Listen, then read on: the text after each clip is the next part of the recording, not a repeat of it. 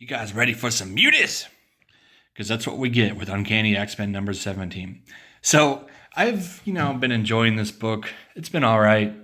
It's definitely been the better X-Men book in a while. Other than Astonishing, before Rosenberg went on that book, I forget who wrote that book beforehand, but that book was actually pretty good when it first started. Now, this is pretty much it. There's a really boring event going on right now, Age of X-Men, which is terrible. I'm going to keep saying that every video when I do an X-Men book because it's terrible. It's literally a terrible book, boring, and the great thing is you don't need to read it. I literally read nothing. I stopped even reading Uncanny X-Men for a while and came back when I was able to jump on this. It might be hard to jump on now because they don't really do much to catch you up, but it's still, been decent. I'm sure you can track down the previous issues if you look or wait. I'm sure a trade will catch it up too. Marvel loves pumping out them trades.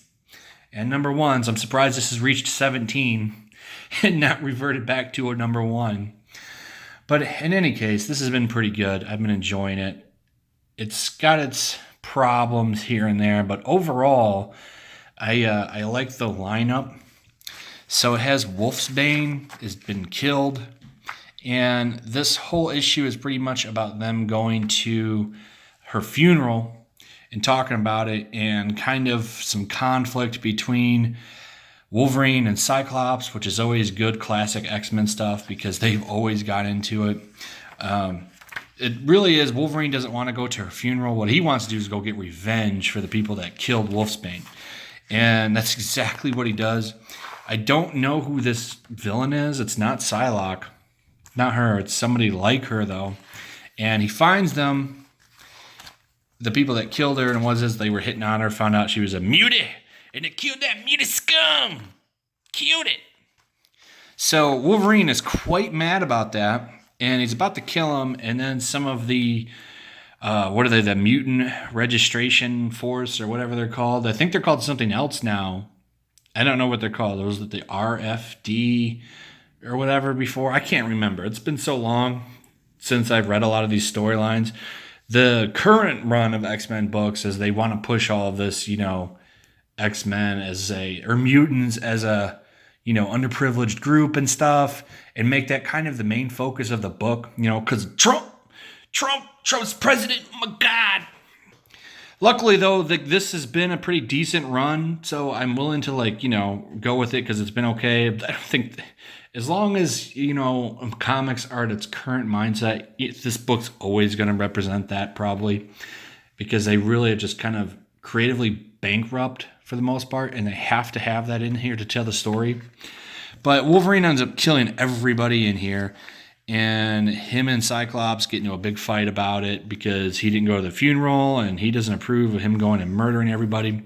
Because you got to remember, Cyclops is pretty much the character he used to be now. Like, he's back to being kind of a better dude, not such an evil, fascist, which they kind of turned him into, kind of a bad guy for the longest time.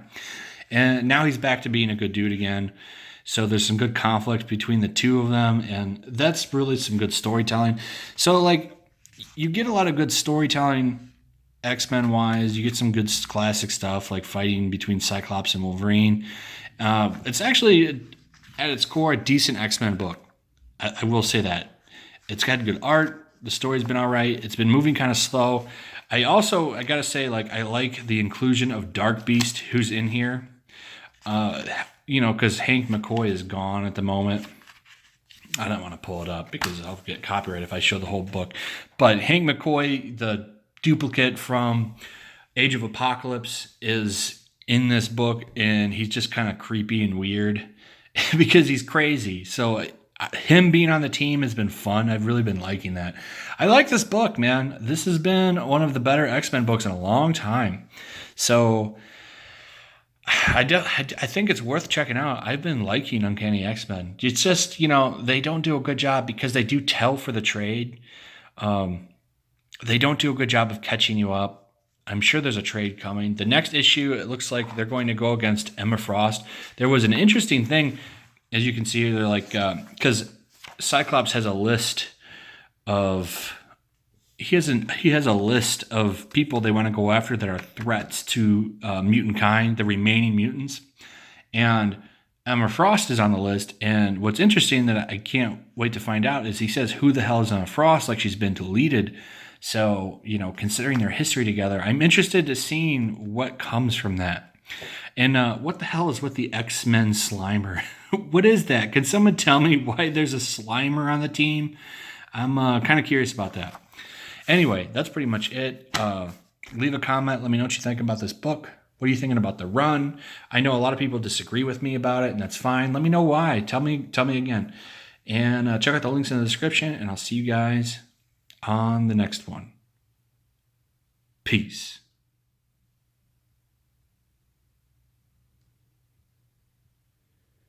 Just want to get it to 6 minutes. There we go. Bye.